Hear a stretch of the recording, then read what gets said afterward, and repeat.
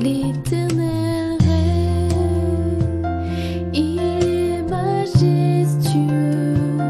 L'Éternel règne, il est saint de force. L'Éternel règne, il est sur son trône pour la durée des temps. Alors, je pense qu'on va passer à la suite. Donc, je suis aussi venu vous présenter Akas. Alors là, je vais peut-être avoir besoin de la complicité de mon épouse parce qu'elle va devoir... Tu peux déjà venir. Parce que voilà. Donc, Akas. Akas, Association chrétienne d'aide au Sahel. Il y a certains d'entre vous la connaissent déjà, ont déjà entendu parler de cette association.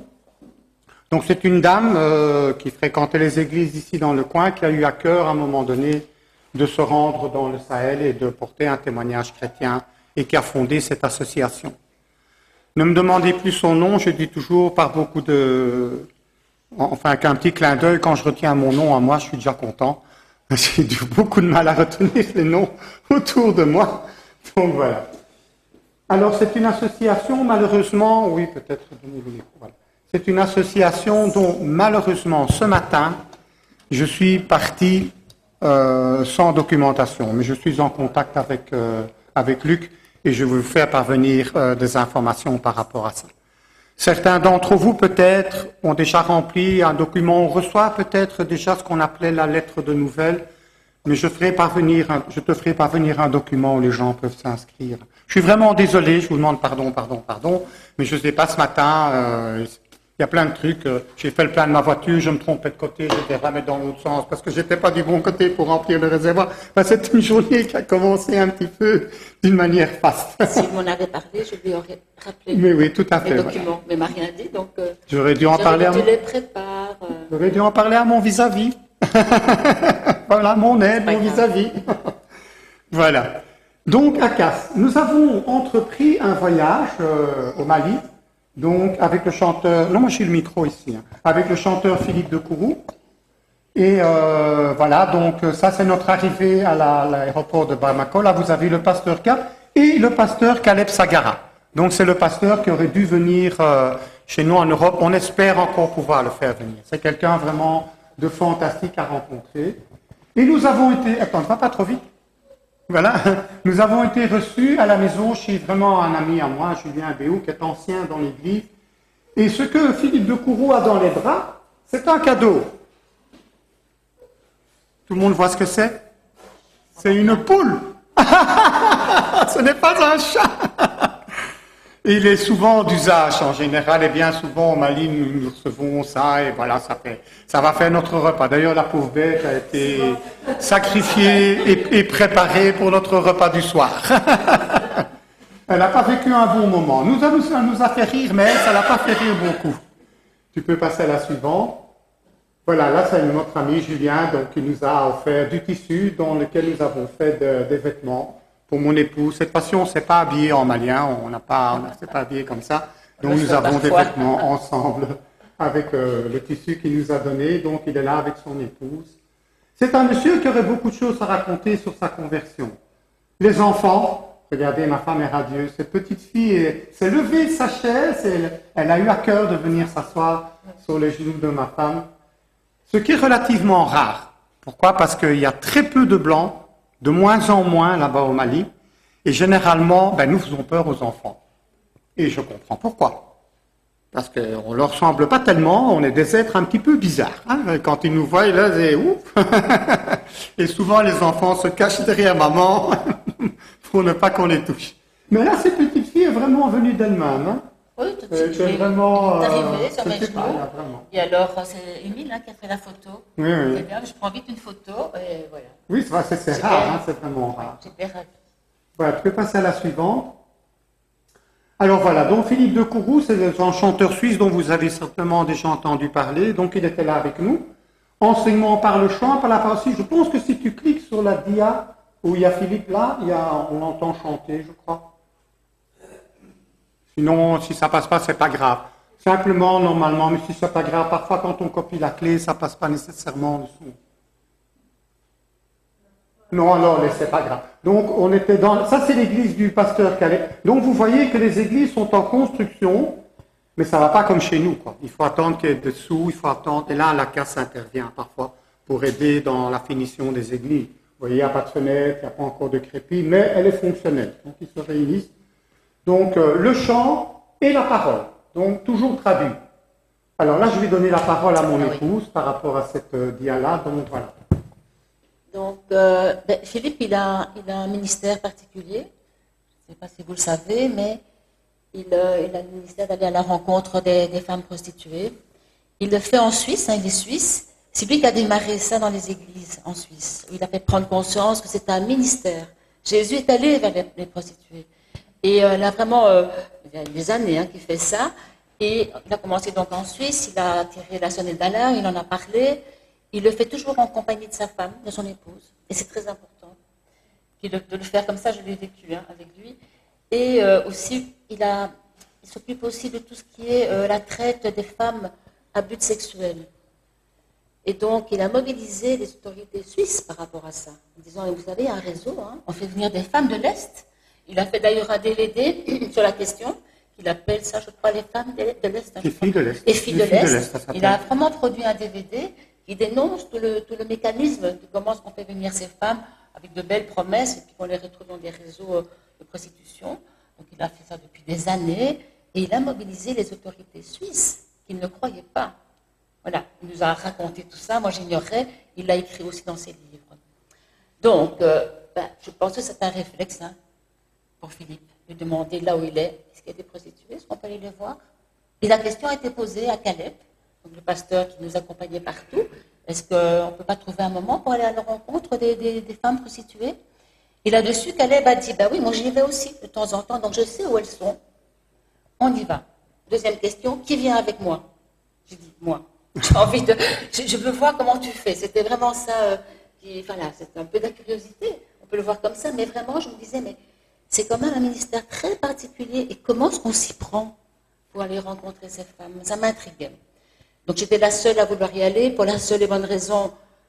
Jean-Marc et Émile ont dit, il y a raison, hein, on ne va pas aller trois blancs. Non, vas-y toute seule. Il y avait des préparations. Oui, non, mais il y avait ça aussi, oui, hein, on va être trois hommes blancs là. Non, ça ne va pas. C'est pas le but. Donc je me suis dit, j'y vais. Je pourrais après en parler. Et donc nous sommes allés avec Caleb, qui lui connaît le lieu. Ces femmes sont toujours autour des hôtels. D'ailleurs, elles logent dans l'hôtel. Bien souvent, elles louent une chambre à plusieurs. Il faut bien qu'elles logent quelque part. Et donc, il dit, voilà, moi je vais toujours à tel endroit, toujours à la vue de tous, jamais en privé, parce qu'on pourrait imaginer beaucoup de choses. Hein. Et je me joins toujours à un petit groupe de musulmans, des travailleurs, qui en fin de journée sont là et prennent le thé. Donc je vais toujours là, ils me connaissent. C'est aussi l'occasion, dit-il, d'évangéliser auprès des musulmans. Donc nous sommes allés avec lui très tard le soir. On a rejoint ce petit groupe de musulmans. Philippe a posé la question à un jeune, est-ce que tu es croyant? Je vous dis en même temps comment il fait. Hein. Là où il va, il essaye d'évangéliser. Est-ce que tu es croyant? Ce jeune musulman lui a dit oui. Tu es qui pour Allah? La réponse du jeune, mais je suis son esclave. Philippe il dit, nous les chrétiens, nous sommes dans une relation de liberté avec notre Dieu. Donc il avait déjà posé quelque chose. Voilà, pour vous dire comment ça s'est passé. Et puis Caleb me dit, tiens, là je vois une femme qui arrive, et c'était la jeune, vous voyez, qui est habillée en noir. C'est une Nigérienne. Une Nigérienne, une Nigérienne. Donc elle parlait anglais. Donc il a fallu traduire. Caleb a parlé avec elle, il a traduit.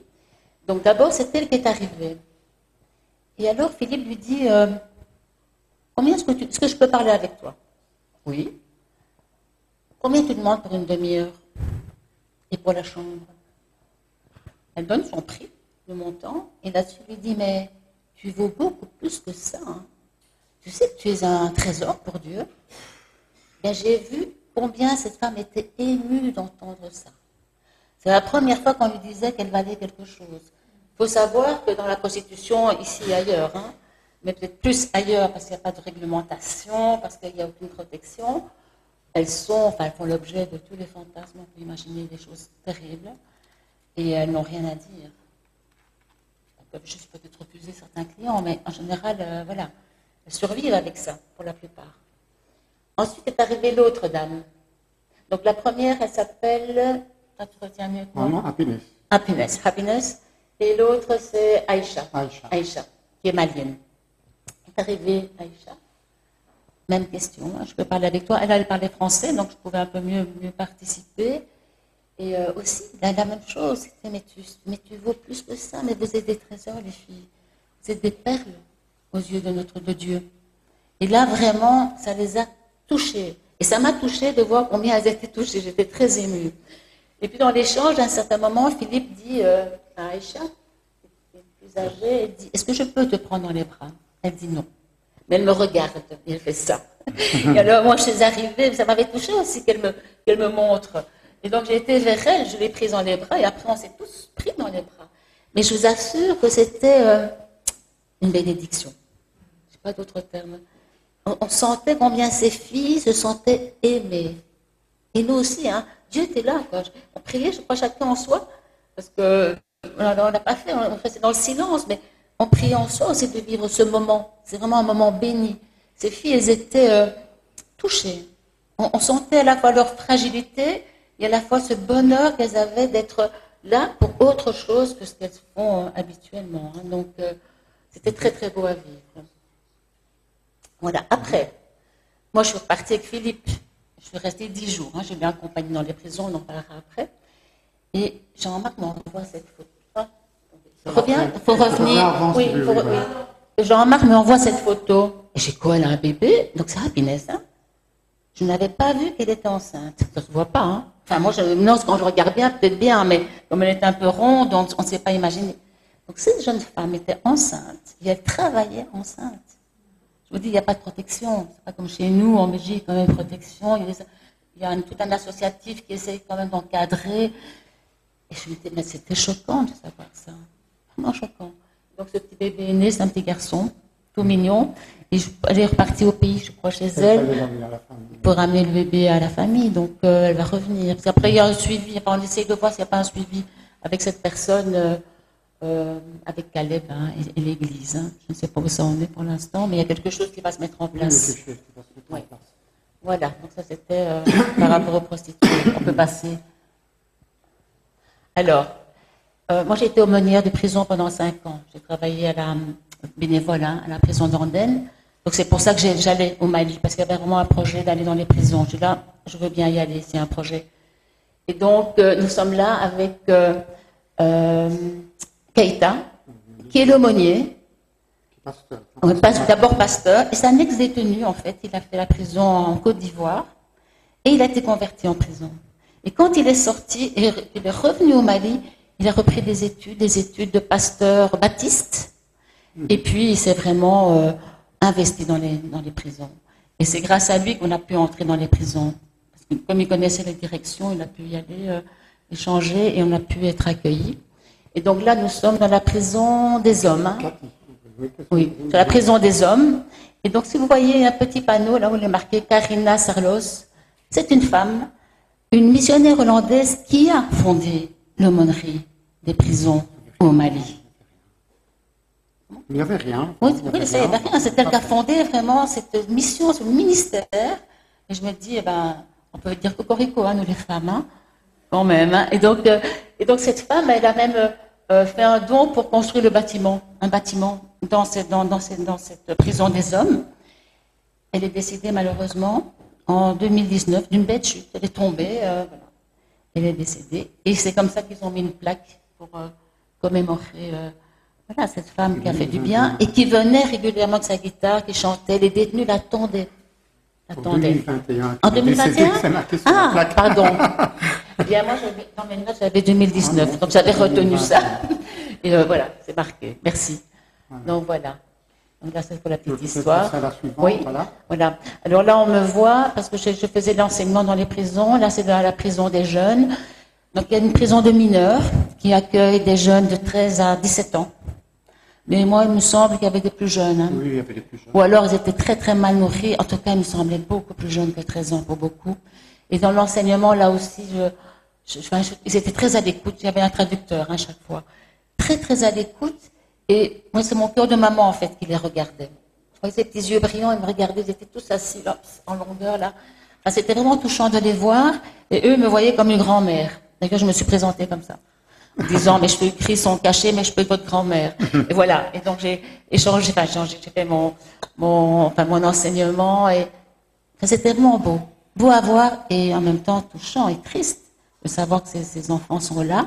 Il n'y a pas grand-chose pour eux. Je pense qu'il y a des tentatives de scolarisation, mais c'est pas organisé comme chez nous. Il y a quelques ateliers, mais ils n'ont pas les formateurs. Donc la question a été posée, hein, vous avez des ateliers, mais vous avez des formateurs? Non. Est-ce qu'on peut demander à nos églises de vous envoyer peut-être des formateurs? J'avais posé la question. Hein. Donc là aussi, je pense que les églises, elles ont leur place quand elles vont dans les prisons. Ils sont preneurs. Ils sont preneurs. Mais pour le savoir, il faut rentrer. Et là, je peux dire que toutes les directions nous ont accueillis à bras ouverts. C'est étonnant. C'est pas le cas en Belgique. Hein. Mais enfin, là, c'est organisé. Hein. On a le droit d'y être. Hein. Mais vraiment, ils nous ont accueillis avec une réunion. On pouvait poser des questions. Du coup, on apprenait de comment ça fonctionnait. Et aussi, ce qu'ils nous ont dit qui est très, très important, c'est que là où nous passions, là où un aumônier passe, il voit des comportements qui changent. Vous ne savez pas, qu'ils disent, mais quand vous sortez d'ici, nous, on voit des comportements qui changent. Et donc, nous étions vraiment les bienvenus. Et ça nous aidait quand même à faire ce qu'on avait prévu de faire. Donc, moi, je faisais des enseignements aux jeunes et aux femmes. Et Philippe suivait toujours après avec des chants. Il interpellait aussi, notamment pour les jeunes. Il a interpellé les grands. Il a dit, vous, les grands, votre mission, c'est de protéger les petits. Hein, parce que dans les prisons, ça ne se passe pas comme ça. Hein. C'est souvent la loi du plus fort. Philippe, il a l'habitude de parcourir les prisons en Afrique. Hein. Je crois qu'il en a fait 15. C'est la première fois qu'il allait au Mali. Donc, il a son ministère des femmes, mais il a aussi son ministère dans les prisons, hein, où il fait des concerts. Moi, je l'ai connu en Andenne. Je le connaissais de l'avoir vu en concert en Andenne, la prison d'Andenne chez nous. Donc, il sait comment s'adresser aux jeunes. Et ça, c'était très fort, je trouvais. Au-delà de l'enseignement que j'ai donné, c'était très fort d'interpeller tous ces grands gaillards. Il a demandé qu'ils se lèvent. Hein. Ils étaient tous assis, donc on ne voyait pas la différence. Et quand ils se sont levés, je me suis dit, oui, c'est vrai qu'eux, il faut leur donner cette mission. Vous protégerez les petits. C'était très important et intéressant d'entendre ça. Et donc là, vous avez un bananier. En fait, ils ont un potager dans cette prison-là. Et donc, certains détenus, jeunes, peuvent travailler dans le potager. Et puis, il y a quelques ateliers, mais sans formateur, donc c'est un peu compliqué. Voilà. Alors, là, oui, à chaque fois qu'on allait dans les prisons, on amenait de la nourriture. Parce qu'ils sont très mal nourris, peu. Quand il n'y a pas de famille, ben c'est compliqué. Et dans la prison centrale que toi, tu as visitée après que j'étais partie, prison de 800 personnes, mais il y en a 3500. Donc, ils sont les uns sur les autres. Et certains meurent de faim. Oui, ça, j'étais horrifiée. Quand j'ai entendu ça, il m'a expliqué ça, parce que j'étais repartie. J'ai fait des cauchemars. Je n'ai pas bien dormi. Hein. Donc, certains meurent de faim. Parce que les familles ne sont pas là pour les aider. Ils ne reçoivent pas la nourriture pour les 3500. Ils en reçoivent pour un peu plus que 800. Les familles compensent quand il y en a.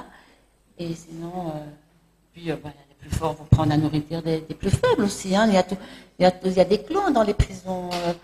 Et c'est pas... Voilà. Oui, et il faut savoir aussi que dans la prison centrale, ça on a appris, il y a des prisonniers politiques. Donc la conjoncture au Mali, pour le moment, je ne sais pas si vous savez, c'est une junte militaire en fin de compte qui a pris le pouvoir. Tout opposant est muselé. Donc là, il y a des gens qui n'ont commis aucun délit.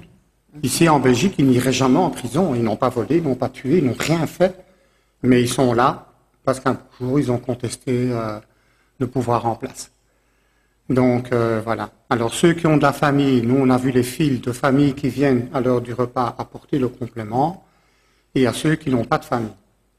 Et là, ça se passe souvent très mal. Et c'est généralement ces gens-là qui sont ciblés par les pasteurs. Donc, ils demandent, en fin de compte, à la direction, quels sont ceux qui n'ont pas de famille pour avoir des compléments. Et voilà, alors ceux-là apportent leur gamelle et on leur donne ce qu'il y a, ce qu'on peut leur apporter. Souvent du riz, des légumes, parfois de la viande quand on a les moyens, et du pain. Voilà, ils ont au moins ça, quoi. Voilà. C'est ce qu'on a fait notamment dans les prisons. Je me rappelle du coup que dans les jeunes qui sont emprisonnés, certains sont là parce qu'ils ont volé une poule. Oui, tout à fait. Voilà. Donc, c'est des petits ou à la demande des parents. Oui, voilà. Donc parfois, il ne faut pas imaginer que c'est chaque fois des grands criminels. C'est faux. c'est aussi voilà, des actes où on ne réfléchit pas de pourquoi rien n'est mis en place pour changer fondamentalement les causes des problèmes. Alors, la suivante. Oui, voilà. Ah, oui. Alors, moi, ce que j'ai fait aussi, c'est. Je venais surtout pour ça. Les enseignements, c'est après, comme on a dit, tu feras des enseignements dans les prisons. Mais je venais surtout parce que j'avais envie de pousser au ministère de l'aumônerie. Et donc, j'ai fait ça devant des femmes. Il y avait énormément de femmes, donc 300, c'est marqué, puisque toutes les églises ont envoyé leur groupe de femmes. Et donc, il y avait des églises, enfin, tout plein, je ne sais pas combien d'églises, mais en tout cas, il y avait autant de femmes qui étaient là. Une dizaine d'églises représentées, je crois. Et donc, du coup, voilà, j'ai pu témoigner de comment on travaille ici en Belgique, en sachant que ce n'est pas les mêmes prisons, hein, mais surtout de ce principe du ministère. De dire, mais Jésus, il est allé vers les prisonniers, tout comme il est allé vers les pauvres, tout comme il est allé vers les malades, vers les femmes prostituées. Donc, c'est un ministère. C'est quelque chose que Jésus demande qu'on porte et qu'on fasse comme lui, qu'on essaye de faire. Et donc, voilà, c'était un peu ça mon rôle, de témoigner de ça, d'encourager. Et donc, en parlant aussi du profil du détenu, voilà, ça va au-delà que simplement dire il faut y aller, il faut développer, etc. Et après cela, donc là, je ne fais qu'une responsable de groupe qui faisait la traduction. Après cela, il y a des femmes qui sont venues me voir en me disant eh bien là, mon regard, il a changé. Je ne verrai plus les détenus de la même manière. Il y a une femme qui m'a dit, moi, je passais à côté de la femme des prisons tous les jours. En fait, j'avais même oublié qu'il y avait une prison. Parce qu'il y a aussi du rejet. Et donc, on préfère ne pas voir. C'est pas notre problème. Ils ont fait plein de choses horribles. Moi, je suis pas comme ça. Ils ne méritent pas que je regarde. Et donc, tout ça a pu être un petit peu, enfin, je dirais, abattu, quoi. En brèche, en disant, mais non, Jésus nous demande d'y aller. Là où le diable les a portés, nous, on doit aller. Moi, quand je travaillais en Daine, je me disais, je suis dans l'antre du mal. J'ai prié, hein, pour ça, j'ai demandé qu'on prie pour moi, hein, parce que j'ai vécu des attaques, pas dans la prison, hein, en allant à la prison, parce que j'allais là pour l'évangélisation. Donc, voilà, c'était ma première mission, c'était celle-là. Je pense que voilà, je prends le relais. Donc voilà. Donc ça, c'est une. Donc maintenant, évidemment, ça c'est une mission qui va devenir en plus à ACA, c'est l'encadrement de ces pasteurs qui vont en prison. Et bien, qui va continuer, elle, à faire de la formation par rapport à ce qui va s'établir, qu'on ait vraiment un système d'aumônerie de prison qui fonctionne un peu à l'instar de ce qui existe ici en Belgique. Alors voilà, donc quand je vous ai dit, les bâtiments construisent, pourquoi? Il faut savoir que l'instabilité au Mali a ramené les gens vers les villes. Donc il y a des endroits au Mali qui sont des endroits où le djihadisme est vraiment présent, à un tel point que les gens fuient, particulièrement les chrétiens. Vous devez savoir que quand les djihadistes arrivent sur place, donc ce sont des musulmans intégristes qui pratiquent la charia dans sa totalité, c'est souvent des gangsters, mais enfin bon, ça c'est autre chose. Les pasteurs chrétiens sont convoqués, et alors il y a les trois options. Première option, tu payes ce qu'on appelle la jizya. La jizya, c'est un impôt. C'est un impôt que vous devez payer pour pouvoir rester vivre au milieu des musulmans sans être musulman. C'est parfois beaucoup d'argent. Je l'ai dit, les églises sont grandes. Il y a des pasteurs là qui ont des églises d'une centaine de membres. Si on leur demande 10 000 francs CFA par membre, faites le compte. Hein. 10 000 francs CFA, vous divisez par 630, je n'ai pas envie de faire les calculs, ça fait quelques euros, hein, 10 000 francs CFA. Allez, 6 000 francs, c'est 10 euros, donc on va dire 12, 13 euros. Mais pour eux, c'est une fortune. Hein. La deuxième option, c'est vous partez. Vous partez. Ne prenez pas vos affaires, vous laissez tout et vous partez. Hein. Il faut savoir que c'est comme ça que ça se passe. C'est tout juste si on vous laisse prendre la moto pour pouvoir voyager, hein, mais vous partez. Et tout ce que vous avez reste là. Ou alors vous êtes en danger de mort permanent, c'est aussi simple que ça. Parce que vous devenez ce qu'on appelle un dhimmi, un sous-être, donc vous n'avez pas de valeur. Donc c'est très dur. Et ces gens reviennent vers la ville, ce qui, évidemment, les églises explosent littéralement. Donc là, c'est une église qui est en construction, qui est prévu pour 1500 à 2000 personnes. Mais voilà, toujours la même chose, ça se fait petit à petit. Alors parfois, il y en a qui construisent suivant les quartiers, c'est parfois plus petit, Donc, c'est les 4 murs. Et ici, dans cette église, nous sommes intervenus avec la casse pour pouvoir mettre la toiture. Parce qu'une fois que la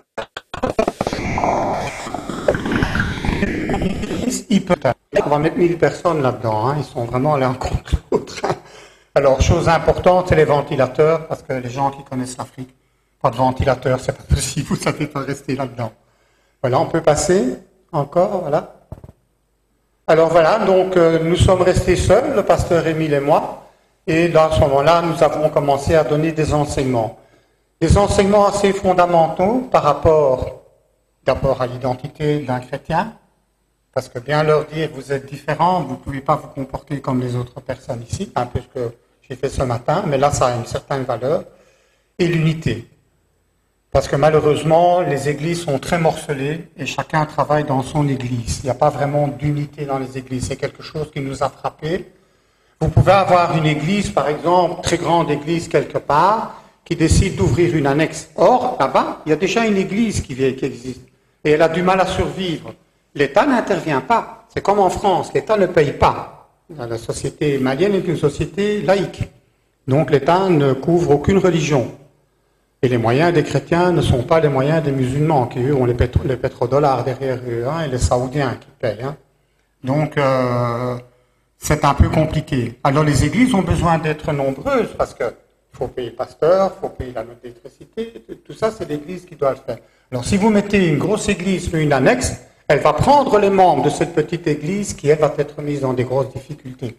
Ça, ce sont des enseignements que Émile a donnés. Moi, j'ai eu des enseignements beaucoup plus directs vers les gens. Donc, on a eu des rencontres avec les pasteurs aussi pour essayer de les sensibiliser à cela. Donc, les pasteurs, par exemple, vous avez vu l'exemple du pasteur Keita.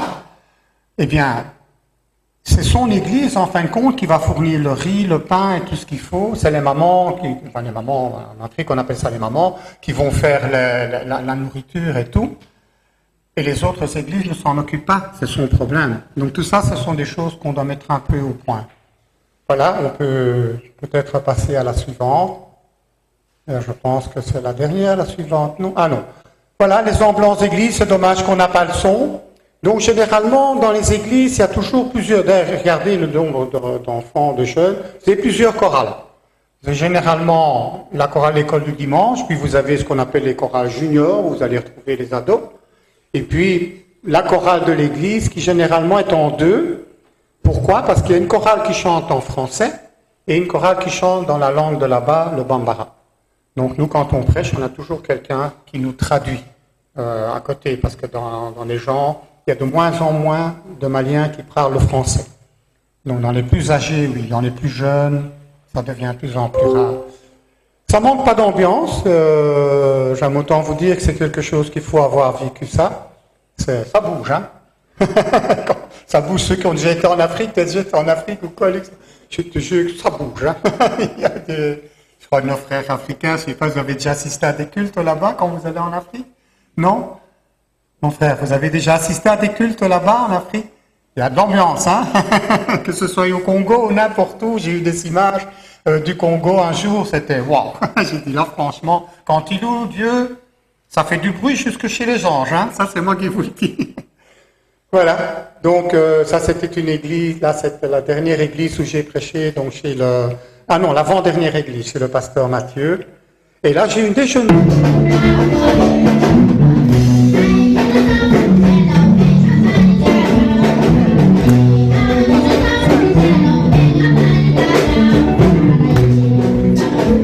Alors, si tu peux arrêter celle-là avec l'autre, alors...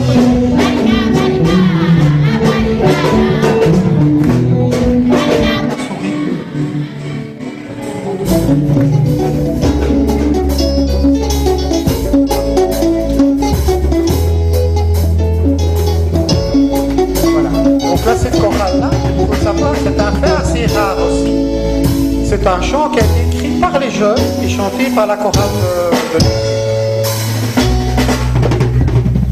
Ce chant dit, là où est Jésus, j'irai. Là où il est, là où je sais j'irai. Là, il chante en bambara.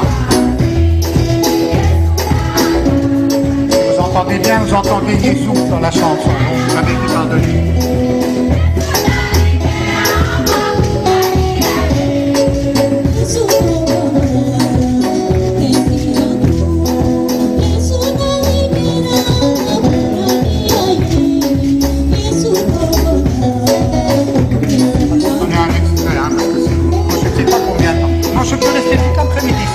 marché. Voilà. Alors ça, c'est le petit clin d'œil de la fin. Mais j'aurais quand même voulu revenir en arrière d'abord sur la dia d'avant, sans lancer les chants. Voilà. Oui, voilà. Ou si tu sais revenir sans chant, si le chant est là, ça fait rien, je parlerai en même temps. Tu peux revenir. Voilà. Ça fait rien, mais reviens en arrière, je parlerai pendant qu'elle chante. Non. Oh. Voilà, mais voilà, on va y arriver. C'est ce que j'adore dans la technique, c'est qu'elle a toujours des surprises avec la technique. Voilà.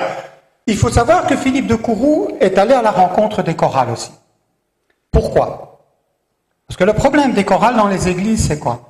Ces jeunes, en général, surtout ceux qui sont solistes, etc., commencent à chanter de mieux en mieux. Les gens qui tiennent des bars, vous voyez ce que je veux dire? Ils viennent les chercher. Ils viennent chercher ces jeunes, aussi bien les musiciens que les choristes. Pourquoi? Parce qu'ils ont besoin de voix, ils ont besoin. Parce que ceux qui grandissent dans les bars, ils quittent le pays, ils vont plus loin. Donc il faut chaque fois des nouveaux. Ce qui fait que ça éloigne parfois ces jeunes de l'église. Souvent, ils sont même mieux payés dans les bars, parce que dans les églises, ils ne sont pas payés. Ils le font vraiment pour l'église. Et là, on leur fait miroiter. Avec tout ce qui risque d'arriver, particulièrement pour les jeunes filles. Donc ça, c'est toujours. Alors Philippe de Courroux est vraiment allé leur expliquer qu'il y avait un ministère, que la chorale, chanter dans une chorale, être musicien d'une chorale, ça fait partie des ministères, ça fait partie des dons que l'Esprit Saint nous donne et que l'on met à l'intérieur de l'Église. Donc il a vraiment eu ce discours-là avec eux pour les maintenir. Aidé en cela, malheureusement, je n'ai pas la photo, par un jeune là qui est plus connu, chanteur malien, qui lui est resté dans l'Église tout en étant chanteur connu. Donc maintenant, là, lui, il est payé, on est payé pour des concerts, mais il est resté ce qu'il est, comme Philippe de Courroux, c'est un chanteur chrétien. Voilà, je pense que maintenant on peut mettre la dernière.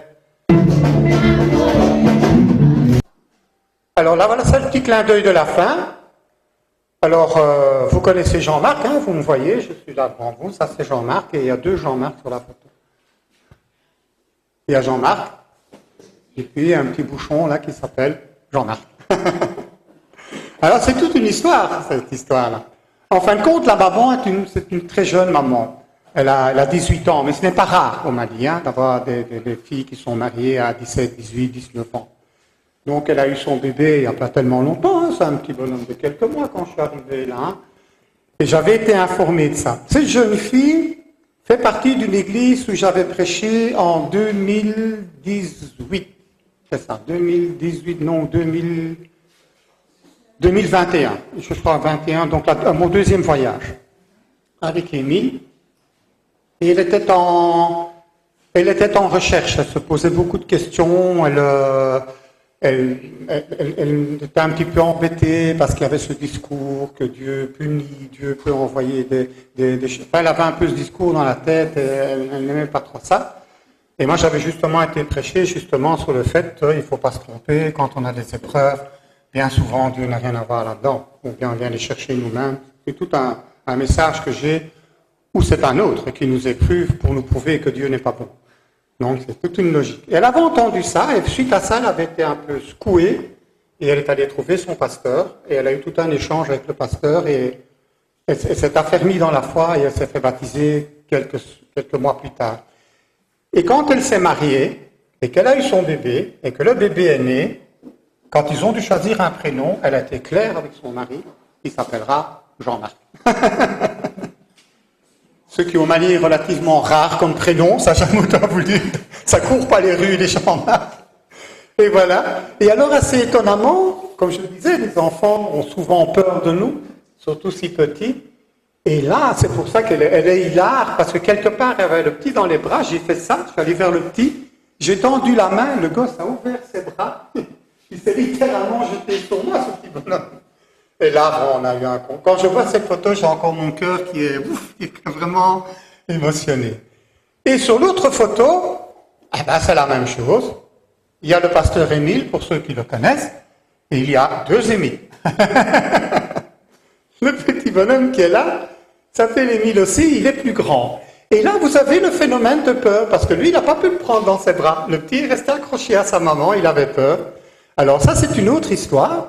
Donc, et je crois que c'est la même année. Émile prêchait dans une église et moi je prêchais dans l'église là-bas, donc c'est pour ça que l'enfant est plus grand. Et il y avait une maman qui était là. La maman qui est là, elle était au culte. Elle a assisté au message du pasteur Émile, mais elle n'est pas rentrée à la maison. Elle est allée à l'hôpital pour accoucher. Donc elle a quitté l'église pour aller accoucher. Et là aussi, ça allait de soi. Quand le petit a ouvert les yeux, comment il va s'appeler? Émile.